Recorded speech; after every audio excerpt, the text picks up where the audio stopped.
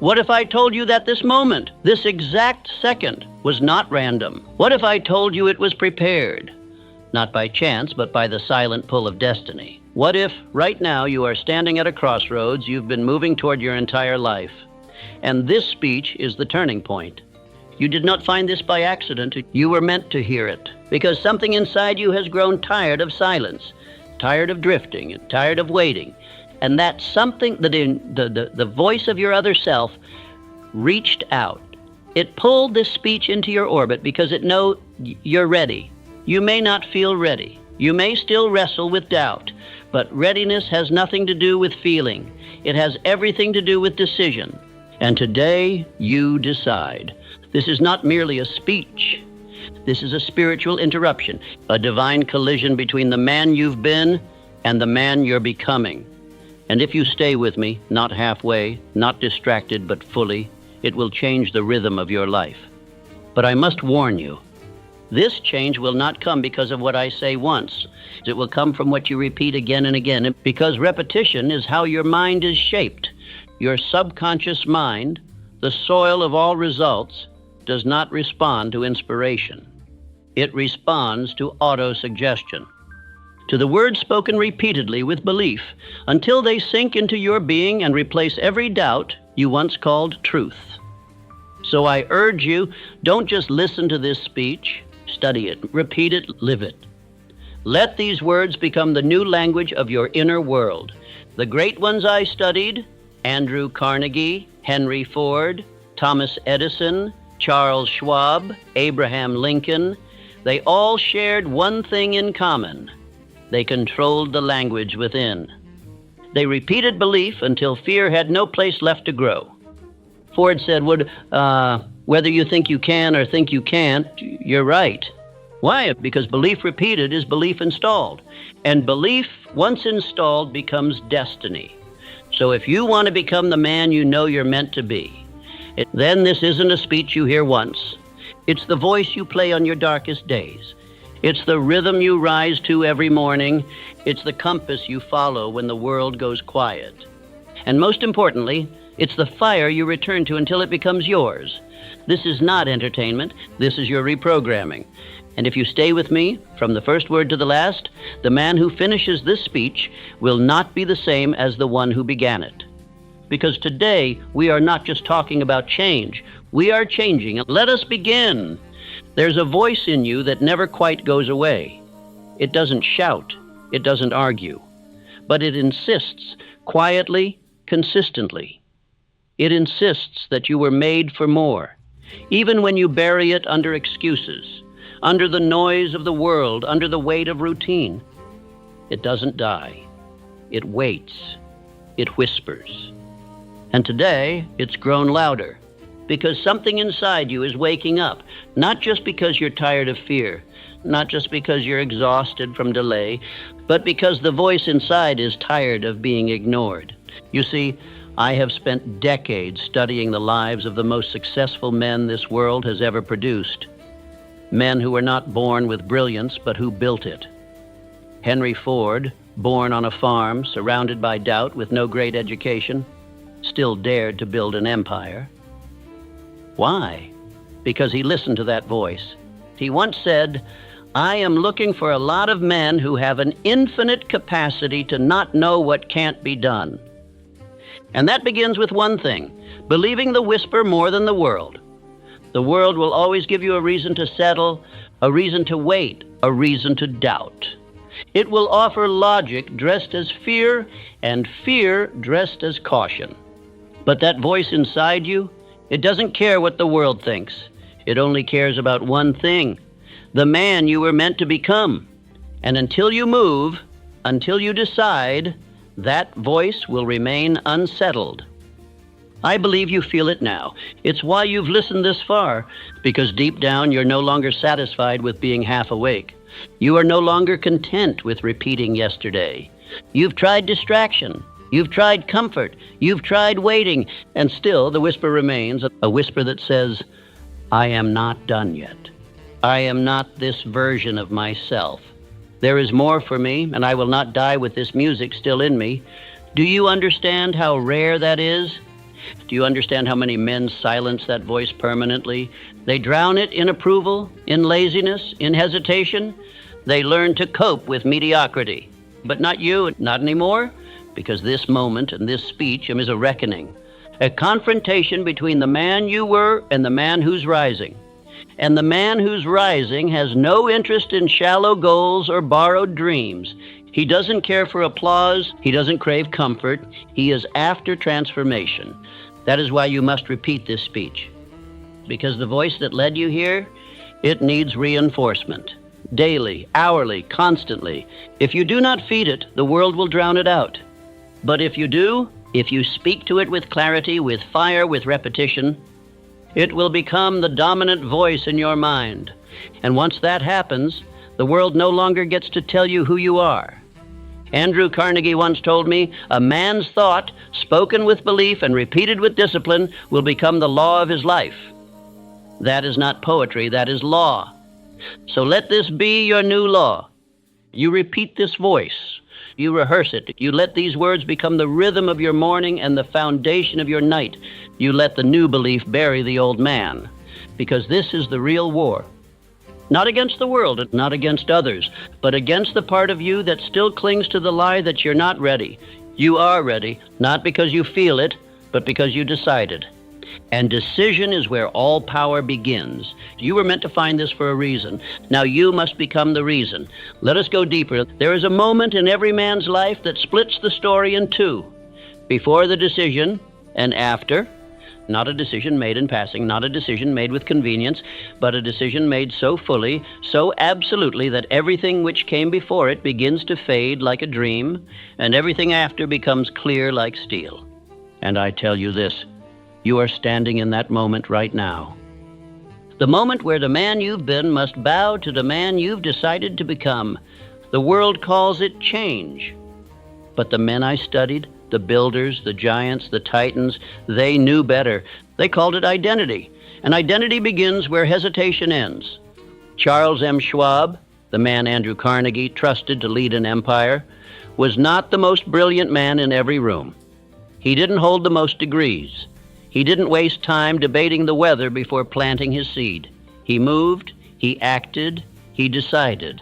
And because he moved when others paused, spoke when others waited, committed when others hesitated, he became indispensable. Why? Because he understood what most never learn, that decisiveness is not just a habit. It is a declaration to the subconscious mind. It is how you tell yourself, this is who I am now. And the moment that declaration is made, the mind goes to work making it true. But what happens when that decision is delayed? Fear multiplies. Doubt creeps in like smoke under the door. You start asking small questions. You start shrinking your vision. You start hoping for permission instead of walking in power. And before you know it, you are not living. You are rehearsing how to stay the same. So I ask you now, what decision have you postponed? Is it the decision to speak with conviction, to lead with presence, to walk away from environments that suffocate your potential, to stop apologizing for the fire that won't leave you alone? Because every day you delay that decision, you train your mind to tolerate the life you were never meant to live. Let me be clear with you. You cannot wait for certainty and expect to build greatness. Certainty comes after the decision, not before. This is why Henry Ford, when faced with the impossible task of creating an 8-cylinder engine in a single block, told his engineers, "Build it anyway." And when they returned with failure, he said again, "Build it anyway." Not because he was stubborn, but because he had already decided. And that one decision pulled a future from the unseen into reality. That is how power works. It doesn't tiptoe. It doesn't debate. It doesn't ask the committee of public opinion to sign off first. It decides. And because it decides, the universe begins to organize around it. You say you want transformation? Then choose it, not with emotion, with finality. Say it aloud, not as wish, but as command. I have already decided. I do not drift. I do not delay. I do not explain. Because the man who hesitates teaches his mind that his word is not law, but the man who moves without waiting, without flinching, without broadcasting his every thought, trains his mind to obey. And once your mind believes that you are in charge, fear has no more power. Let me remind you, Thomas Edison didn't invent the light bulb because he was patient. He invented it because he was relentless. Every failed experiment was not a reason to pause. It was a signal to proceed. He had already chosen. He had already written the end of the story. He was simply walking his way there. And that's what I want for you. No more wondering, no more asking, no more pacing the room with a heavy heart hoping something will change. You change it today. Now, this moment is a dividing line. On one side, all the hesitation, all the fear, all the old stories about who you were. On the other, the man who doesn't flinch, who doesn't fold, who doesn't wait to be told he's ready. Let that man rise and let him speak. Let him take the next step, not tomorrow, not when he feels more prepared. Now, you don't need a plan. You need a pattern. And the pattern begins with movement. Because every time you move, you teach your subconscious, I am the kind of man who follows through. And that teaching becomes identity. And identity becomes destiny. So from this day forward, you decide quickly, you act decisively, you commit fully. No more drifting, no more wondering, no more maybe. The voice inside you has been waiting for this moment, waiting for you to say, this is the man I am now, and I do not look back. Let us continue. Discipline is the invisible hand that builds empires. Drift is the silent wind that tears them down. Every man must choose daily which one he will serve. For both demand allegiance, but only one leads to freedom. Drift is not loud. It doesn't announce itself with a crash. It creeps. It seduces. It offers comfort and delay, and asks for nothing up front, but takes everything in the end. Drift will let you feel intelligent for pausing. It will let you call your hesitation strategy. It will whisper, let's think this through one more time, and while you're thinking, your opportunity vanishes like smoke. But discipline is the language of the builders. It is not emotional. It is not concerned with motivation. It shows up when you do. It keeps its promises. It ignores the noise. It executes, not because it feels like it, but because it said it would. And in that sacred consistency, a man begins to change. He stops being a collection of opinions, fears, and half-finished efforts, and becomes something else entirely, unshakable. Let me take you to the life of Andrew Carnegie, a man I studied closely. He wasn't born into luxury. He didn't inherit fortune. He began as a boy in a telegraph office, running errands and learning Morse code by listening to the clicks and clacks. And yet, by the time his life reached full bloom, he controlled more wealth than the crowned heads of Europe. Was it luck? Was it privilege? No, it was discipline. He studied relentlessly. He developed the habit of observation. He trained his mind to focus. While others gossiped, he read. While others celebrated mediocrity, he studied power. He wrote down his thoughts. He planned. He spoke less and acted more. And when opportunities appeared, he did not question whether he was ready. His discipline had already prepared him. He moved and he won. This is not theory. This is law. And the same was true for Charles Schwab, who started humbly and rose to become the president of U.S. Steel. Schwab was not the most technical man in the company. He wasn't the strongest mathematician or the most gifted engineer, but he was the most consistent, the most driven, the most disciplined. He arrived early. He demanded excellence, not only from others, but first from himself. He led by presence, by certainty, by commitment. And people followed him, not because of his charisma alone, but because discipline had carved him into a man of weight, a man of decision, a man who said what he would do and then did it. Can you say the same? Are you a man who keeps his own word when no one is watching? Or do you wait for energy, for inspiration, for applause? Because here's the truth that most never face. If you only act when it's easy, you're not in control. You are a servant to emotion. You are a slave to your environment. You are drifting. But the man of discipline, he acts anyway. He wakes up early not because he loves mornings, but because his mission demands a head start. He speaks his vision aloud, not because he needs reassurance, but because he is installing belief. He practices repetition, not because he is weak, but because he understands how strength is built. You think Thomas Edison worked only when he was inspired? He built laboratories not of comfort, but of ritual. He didn't rely on random bursts of creativity. He built routines. He trained his assistants. He filled notebooks with tests and trials and failures, and he worked with the precision of a man obsessed with excellence. 10,000 failures did not stop him. Why? Because discipline had become his home. And fear cannot live in a disciplined mind. Fear needs chaos. Fear needs inconsistency. Fear needs a mind that treats its purpose like a hobby. Discipline starves fear. It chokes it. It gives it no space to grow. This is what I need you to understand. If your days are not structured by intention, they are structured by drift. If you do not rule your hours, your fears will. You must decide now what your days look like, what you will speak, what you will do, what you will no longer tolerate, because until your daily behavior reflects your deepest belief, your results will reflect your old identity. Let me ask you this, as I once asked the young men I mentored, if someone followed you for 24 hours and they weren't allowed to hear your words, only observe your actions, would they be able to tell what your purpose is? Would they be able to guess what you're building? Would your discipline speak louder than your silence? Because if not, it is time to rebuild. And you rebuild not in theory, but in ritual. Every morning you rise before the world gets noisy. You speak your aim aloud. You rehearse your vision with intensity. You plan your movement with purpose. And you act without delay, without debate, without the permission of mood.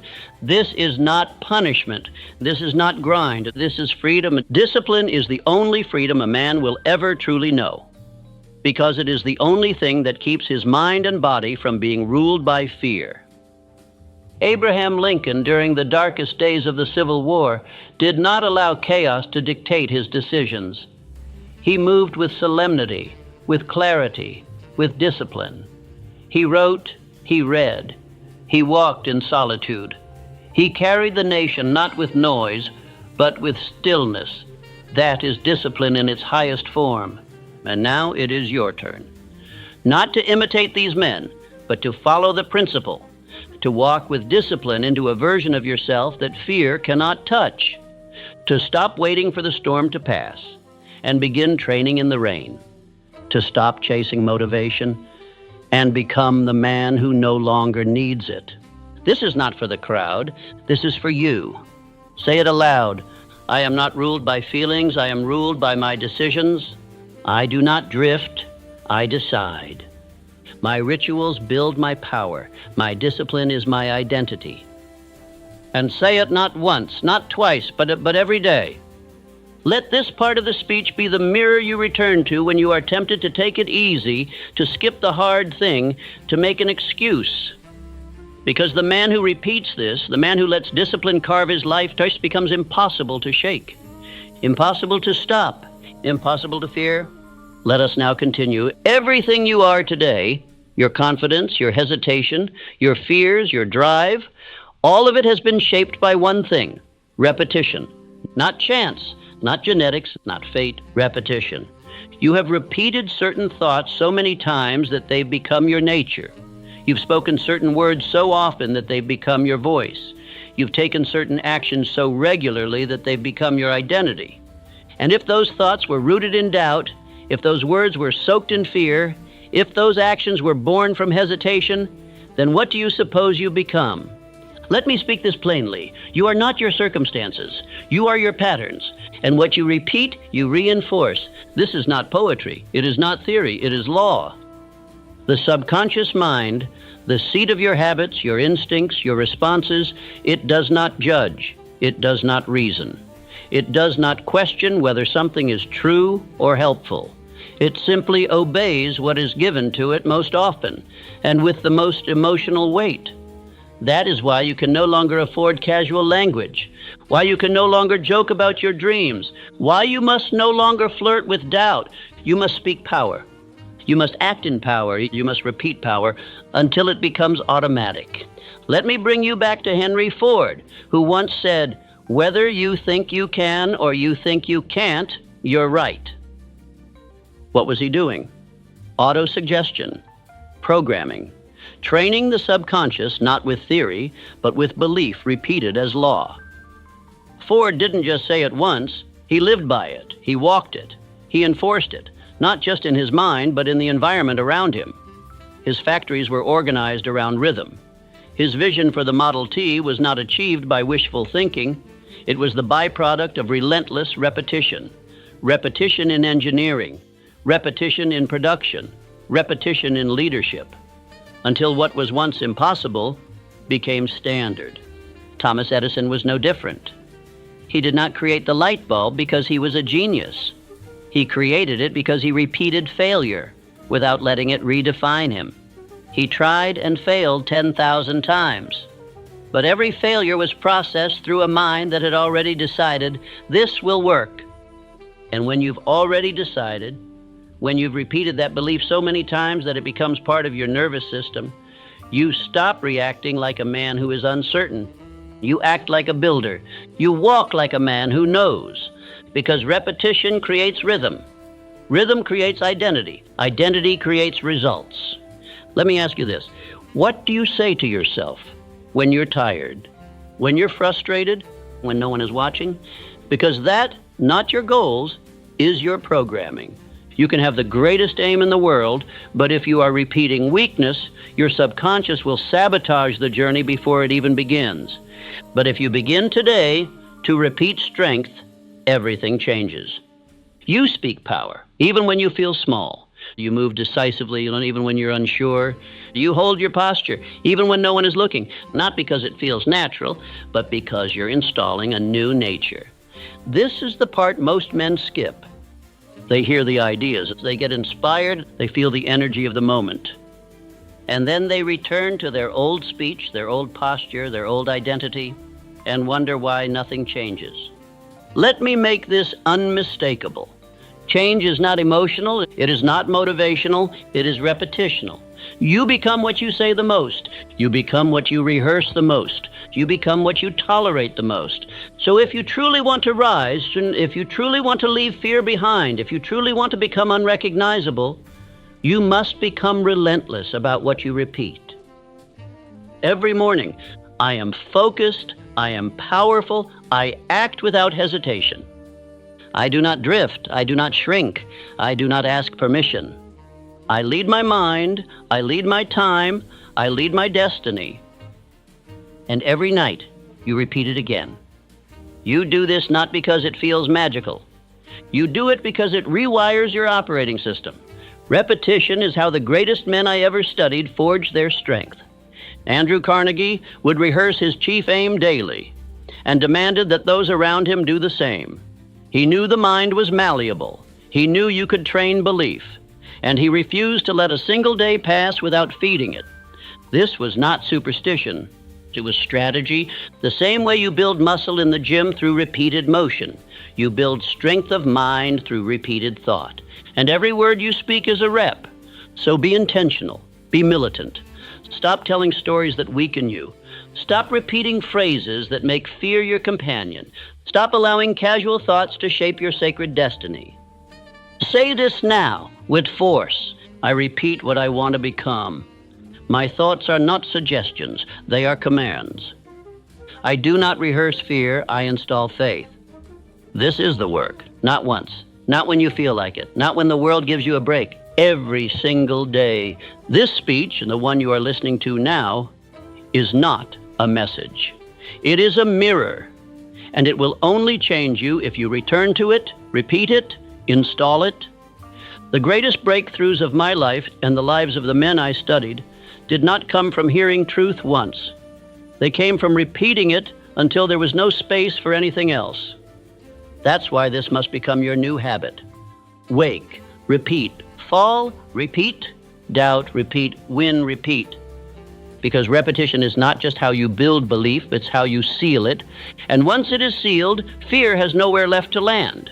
So go back to the beginning of this speech. Not tomorrow. Today. Play it again. Speak it out loud. Etch its words into your posture, your breath, your silence. You are not weak. You've just been repeating weakness. But from this moment on, you will only repeat strength. Now let's continue and install the next layer of mastery. There comes a moment in every man's life when the waiting must end. Not because the conditions are finally perfect, not because the fear has disappeared, not because the path is finally clear. No, the waiting ends because the man decides. He decides that enough is enough, that drifting is death, that delay is defeat, and that life in its richest form belongs only to those who move. You see, fear doesn't need to be strong. It only needs you to wait. Every moment you delay, every plan you postpone, every dream you shelve for later, that is fuel for fear, because fear feeds on pause. It doesn't need to overpower you, it just needs to outweight you. But the moment you move, even if it's a small step, the balance shifts. The moment you decide, not with your lips, but with your actions, fear begins to lose its grip. Let me take you to a story you may not know. A moment in the life of Charles M. Schwab. Schwab had already risen through the ranks under Andrew Carnegie, had already proven himself a leader of men. But when Carnegie wanted to merge several steel companies into what would become U.S. Steel, a deal worth over $400 million, a sum so vast it was nearly incomprehensible in his time, Schwab did not flinch. He delivered a speech to the other men of industry with such clarity, such resolve, such decisiveness that it silenced the room. Not because he had all the answers, but because he had chosen his posture. He had decided his tone.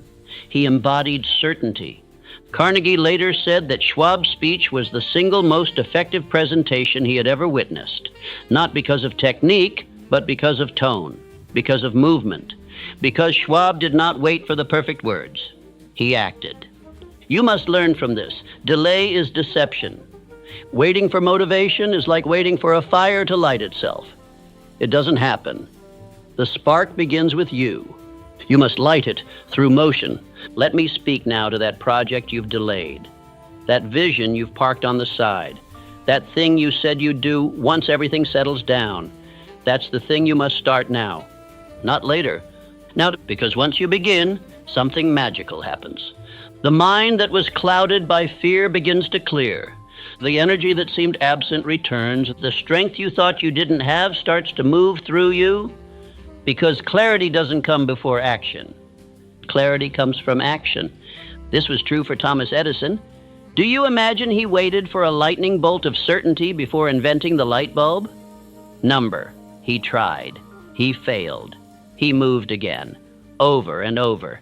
10,000 times. He didn't wait for a guarantee. He acted until it worked. And that, my friend, is the secret. The men you admire, the ones who built fortunes, the ones who changed history, they were not fearless. They were just sick of waiting. Abraham Lincoln could have waited. He could have delayed the Emancipation Proclamation until the war had turned fully in the Union's favor, until the political tides had shifted, until every critic had been silenced. But he didn't. He wrote it. He spoke it. He moved. Why? Because he knew the cause was greater than his comfort. He knew that history would not remember the man who hesitated, only the one who decided. And now I turn that mirror back to you. How much longer will you wait? For the right day? For the perfect mood? For someone to give you permission? Let me offer you something better. Authority. Not granted to you by another man, not handed down from some institution, but chosen, declared, rehearsed, owned. You give it to yourself. Say it aloud now. I no longer wait for ideal conditions. I create the conditions. I do not wait for fear to leave. I move anyway. My life is built on decision, not delay. Now breathe that in. Let it settle into your body. Let it take root. Because the man who moves without waiting becomes untouchable. While others hesitate, he builds. While others flinch, he walks forward. While others fear regret, he becomes the kind of man who will never have to feel it. Understand this. There is no power in potential, only in progress. Your ideas are not the source of your future. Your execution is. And execution begins the moment you stop asking, "Am I ready?" and start saying, "It's time." Let me repeat that again, because repetition is power. You do not become ready by thinking. You become ready by moving. You do not become fearless by waiting. You become fearless by acting while afraid until fear can no longer keep up with you. This, my friend, is your turning point, not because you feel something new, but because you do something new. And when you look back on this day, years from now, you will remember not the inspiration, but the decision. The moment you chose movement over safety. The moment you declared, "I do not wait, I act." Say it now. I move first, I move fast, I do not flinch. And then prove it today, not tomorrow. Now, because the man who acts in the face of fear becomes the man that fear can no longer reach. Let us now continue into the next great principle that will seal this transformation, the one that turns action into destiny. Let us speak of purpose. And what happens when a man aligns his every move with a reason greater than himself? There is a force stronger than fear, stronger than failure, stronger even than pain. It is the one thing that keeps a man upright when the storms howl, when the world doubts, when the road gets long and the soul grows tired. That force is purpose. You see, fear only survives where there is no clear aim. When a man has no central mission, he is easily distracted, easily shaken, easily led by emotion. But when purpose burns hot in the soul, fear has no room to breathe. Purpose consumes it. Let me make this clear. You do not defeat fear by willpower alone. You defeat fear by falling so deeply in love with your mission that fear becomes irrelevant. This is what every great man I studied understood. Andrew Carnegie did not rise from poverty to become the richest man in America by chasing money alone. Number. He carried with him a purpose to bring steel to every corner of the nation, to industrialize a country, to leave behind a legacy that would outlive his own name. He told me once, "Mr. Hill, a man without a mission is a man already defeated." That statement changed my life. From that moment on, I began to understand that purpose is not a nice idea. It is not a motivational phrase. It is the engine of the mind. It is the fuel of faith. It is the death of fear. Carnegie's purpose was so strong that setbacks became side notes. Market crashes, political opposition, public doubt, none of it could shake him, because he wasn't reacting to life. He was building it, and you must do the same. The average man changes direction every week. One day he wants greatness, the next comfort. 1 month he's hungry, the next distracted, and then he wonders why fear keeps finding him. But purpose? Purpose anchors a man in fire. Thomas Edison had one purpose: to harness the power of electricity and bring light to the world. He was not playing around. He was not trying. He was not testing the waters. He decided. And that decision powered him through 10,000 failures. Let me ask you plainly, what are you willing to fail at 10,000 times? Because unless your mission is that deep, fear will win. Edison's purpose made him immune to doubt. Each failed attempt was not a reason to quit. It was simply another step closer. That is the mind of a man possessed by purpose. Now let me speak of another, Abraham Lincoln. Lincoln did not govern during peacetime. He did not lead during ease.